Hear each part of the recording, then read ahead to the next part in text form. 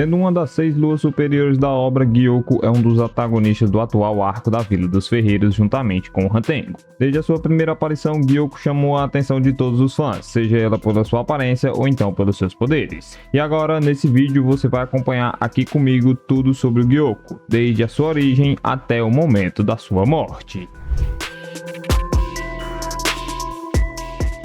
E aí, eu sou o Vinícius e sejam bem-vindos à Casa dos Otakus. Caso seja novo por aqui, já deixe seu like aí embaixo para ajudar o nosso canal e aproveita também e inscreva-se, que aqui são vídeos novos toda semana falando muito sobre Demon Slayer e também muitos outros animes e mangás. Então venha você também fazer parte dessa nossa Casa dos Otakus. E sem mais enrolação, bora lá começar mais um vídeo. Quando ainda era um humano, Gyoko se chamava Managi. Ele vivia em uma aldeia localizada na beira de uma costa, onde a sua aldeia era muito reconhecida pelo ramo da pesca. Quando Managi era jovem, seus pais saíram para uma viagem de pesca e acabaram nunca mais retornando para casa, pois infelizmente eles acabaram se afogando no mar e assim morrendo. Depois de um certo tempo do desaparecimento dos pais de Managi, em um certo dia, 2 corpos mutilados apareceram na costa da sua aldeia e logo foram identificados como sendo os pais de Managi que haviam desaparecido. Em meio a essa situação, todos esperavam que Managi ficasse muito mal ao ver seus pais mortos com seus próprios olhos, mas diferente do que todo mundo pensava,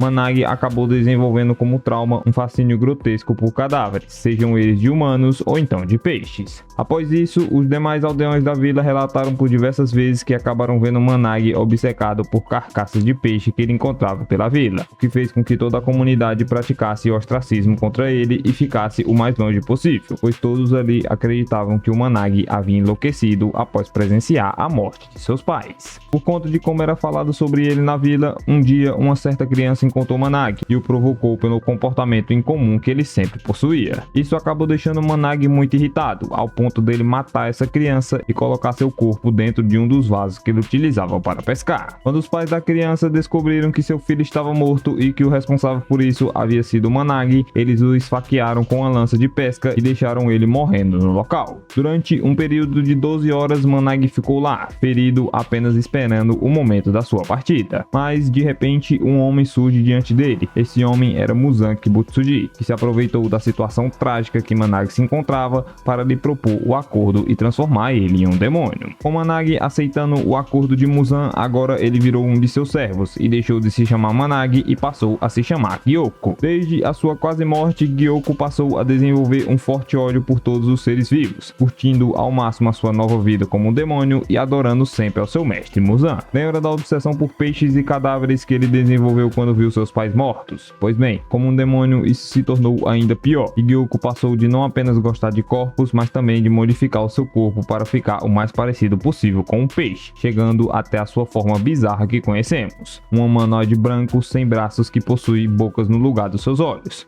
Um de seus olhos fica localizado no lugar da sua boca e o outro no centro da sua testa. Entre os 12 Kizukis, Gyoko é o que tem a aparência mais bizarra de todas. Fora o fato dele ser um humanoide que aparece a maioria do tempo apenas com o tronco do seu corpo, ele ainda tem seu corpo repleto de mãos infantis, que deixa isso tudo mais aterrorizante. Agora, na sua forma de demônio, Gyoko também desenvolveu um novo método para que ele pudesse sequestrar suas vítimas, que era através de seus vasos. Uma vez que ele acaba capturando alguma vítima, Gyoko acaba transformando os corpos da vítima através de seus vasos, naquilo que ele considera sua visão artística, que convenhamos é bem grotesca. Por sorte, algumas das vítimas de Gyoko ainda permaneciam vivas mesmo depois de terem seus corpos totalmente comprimidos dentro dos vasos. Mas infelizmente, conforme Gyoko fazia cada vez mais vítimas, ele conseguiu assim ganhar mais poder e alcançar o nível de Lua Superior 5. Mesmo que a sua forma dentro do vaso seja a forma que ele sempre se apresenta, essa não é a sua forma verdadeira. Na sua forma original, Gyoko mantém sua aparência e também seu físico, mas ele ganha um corpo completo, alcançando a casa dos 1,70 m de altura. Seu novo corpo é coberto por escamas transparentes semelhante a de um peixe, mas isso não para por aí. Ele também ganha cabelos mais longos, marcas pretas em vários lugares ao redor do seu corpo, mãos com teias e também uma longa cauda semelhante a uma serpente que serve no lugar das suas pernas. Gyoko é mostrado ser um demônio que se anima com muita facilidade, principalmente quando ele está diante da presença do Muzan, tentando sempre agradá-lo mesmo que precise que ele tenha sua cabeça arrancada e segurada pelo seu mestre, como aconteceu na reunião dos Luas Superiores. Sua personalidade ainda possui outras características que o deixam conhecido por por ser curto, superficial e arrogante, especialmente quando se trata as coisas relacionadas àquilo que ele considera como sua arte, como visto quando ele ficou enfurecido com Tokito quando ele começou a insultar e zombar da qualidade da sua arte, e através da sua conversa com ele, Gyoko constantemente elogiava sua arte como bela e seu trabalho ainda mais, reforçando ainda mais a sua personalidade arrogante e narcisista. Esse fato estava tão constante na sua personalidade que ele não perdeu sua arrogância nem mesmo no momento da sua morte para Tokito, referindo-se ao Hashira como uma forma de vida inferior, chamando a si mesmo de um ser soberbo e escolhido. Gyoko também se mostrou ser muito apegado a seus vasos e suas obras de arte, sendo muitas vezes ciumentos com eles, como vimos quando ele atacou o Haga Nezuka porque ele sentiu ciúmes dele pelo seu foco e dedicação que ele tinha ao seu trabalho, superando assim o próprio zelo de Gyoko ao trabalhar em sua própria arte. Agora, deixando um pouco de lado sua origem e sua personalidade, vamos falar sobre seus poderes, que como uma lua superior 5, Gyoko se mostrou ser bem poderoso e complicado de se enfrentar em batalha. Sua arte demoníaca de sangue e técnicas únicas permite que ele supere facilmente os demônios e lhe dê uma vantagem necessária para conseguir sobrecarregar e até mesmo matar um Hashira. O grande e único acontecimento que vimos de Gyoko dentro da obra foi através da sua luta contra Tokito, que está prestes a iniciar na atual temporada. Durante boa parte da luta, Gyoko foi capaz de dominar Tokito totalmente, conseguindo deixar o Hashira da névoa à beira da morte. Se não fosse pela natureza egoísta do próprio Gyoko e também pelo fato do Tokito ter despertado a marca do caçador, era bem capaz que o Gyoko pudesse matar Tokito com muita facilidade, mas isso felizmente acabou não acontecendo. Como todos os demônios, Gyoko possui a capacidade de manipular a sua própria carne. Ele usa essa habilidade então para mudar as suas características faciais e adotar sua fisiologia em comum que eu falei anteriormente. Por conta de ser um dos superiores e a quantidade de sangue do Muzan que tem em seu corpo, Gyoko possui um corpo extremamente durável que é muito superior ao de Gyotaro. Tinha um pescoço altamente denso e difícil de cortar. Sua resistência se torna ainda maior quando ele está em sua forma final, onde a pele de Gyoko ganha suas camadas de escamas grossas que são classificadas como mais duras que diamante, deixando assim o seu corpo extremamente fortificado. Dessa forma, Gyoko também ganha uma condição especial de transformar tudo que ele toca em peixe, tornando ele extremamente perigoso de se lutar em uma luta de curta distância. Gyoko, assim como todos os demônios, também tem a regeneração muito poderosa, como mostrado quando ele sobreviveu a ser decapitado pelo Muzan, onde logo em seguida ele selou a ferida e recolocou a sua cabeça em seu corpo. Outra característica também que destaca Gyoko é sua incrível velocidade, que como vimos no último episódio dessa temporada, consegue escapar de vários dos ataques do Tokito trocando de um pote para outro. Ele ainda consegue lançar ataques que também são extremamente rápidos que o Tokito mal conseguiu se esquivar. Além disso, Gyoko conseguiu reagir também a alguns ataques do Tokito com sua marca do caçador, o que mostra que a sua velocidade está em um nível muito elevado. E foi também através da sua velocidade que o Gyoko conseguiu dominar o Tokito em grande parte da luta no início dela, onde cada movimento seu parecia na verdade que ele estava se teletransportando.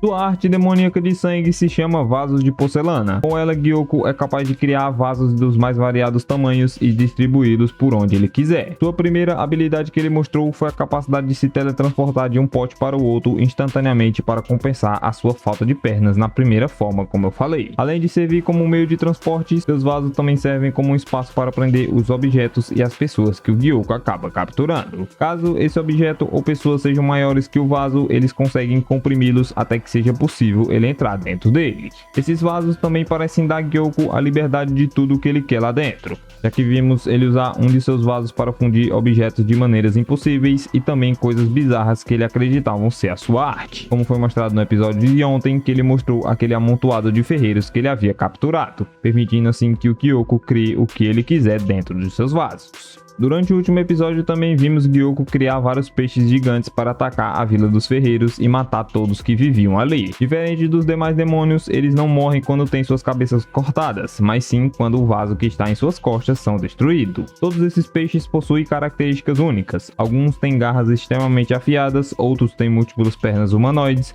ou até mesmo dentes monstruosos. Pelo que foi mostrado, podemos ver que eles são mais poderosos que demônios comuns, já que eles conseguiram matar alguns dos caçadores que estavam protegendo a Vila dos Ferreiros. Mas quando o assunto é contra os Hashiras, Tokito e Mitsuri, eles não apresentaram qualquer perigo. Além dessas características únicas, os peixes de Gyokko também possuem uma variedade de habilidades, como por exemplo as rajadas de agulha venenosas que ele usou contra o Tokito, ou também um ácido perigoso que eles deixam quando eles são mortos. Gyokko também tem outra habilidade, que ele pode convocar tentáculos de polvo gigante de seus vasos para conter seus inimigos ou destruir todos os seus arredores. E por fim, Gyokko também pode manipular e criar água a partir de seus vasos de porcelana, que ele usa para sufocar os seus alvos, prendendo eles dentro de uma versão de um vaso feito totalmente de água. Agora falando sobre as técnicas que Gyokko apresentou em combate, temos um total de 5 técnicas, que são elas: a primeira, chamada de Morte de 1000 Peixes Agulhas, onde vimos Gyokko convocar peixes demônio flutuantes de seus potes que cospem uma enxurrada de agulhas venenosa.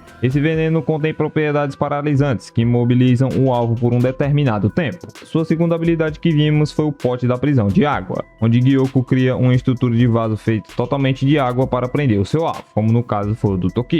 A água acaba sufocando o alvo e o impede de usar qualquer técnica de respiração, dificultando assim a sua libertação e também a sua fuga. Ele usou esse pote contra o Tokito, que quase acabou morrendo dentro dele, que só conseguiu escapar apenas quando ele despertou a sua marca do caçador. Sua terceira habilidade é o Vaso do Polvo do Inferno, onde Gyokko consegue manifestar os tentáculos gigantes de seus vasos que eu falei anteriormente. Esses tentáculos são fortes o suficiente que foram capazes de destruir completamente o galpão onde Haganezuka estava forjando a espada do Tanjiro. Sua quarta habilidade que vimos foi os 10.000 peixes voadores. Como o próprio nome já diz, Gyokko convoca um total de 10.000 peixes de vários potes para atacar o seu alvo e comê-los, deixando nada mais além do que seus ossos. Quando esses peixes são cortados, seus corpos decepados espalham um líquido venenoso antes dele virarem pó. O veneno também é percutâneo, o que significa que ele também pode ser absorvido pela pele, e caso esse veneno seja absorvido, é morte na certa. E por último, temos sua quinta técnica, chamada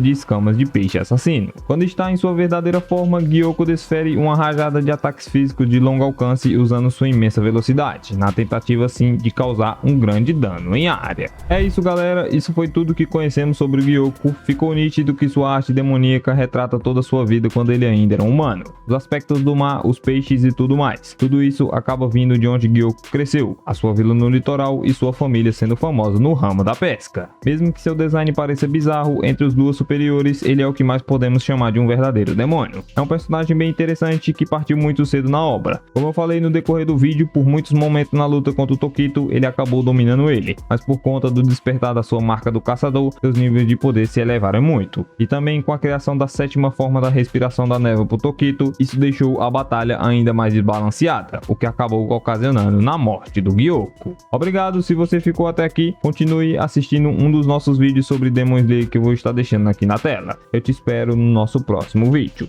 Até lá, valeu!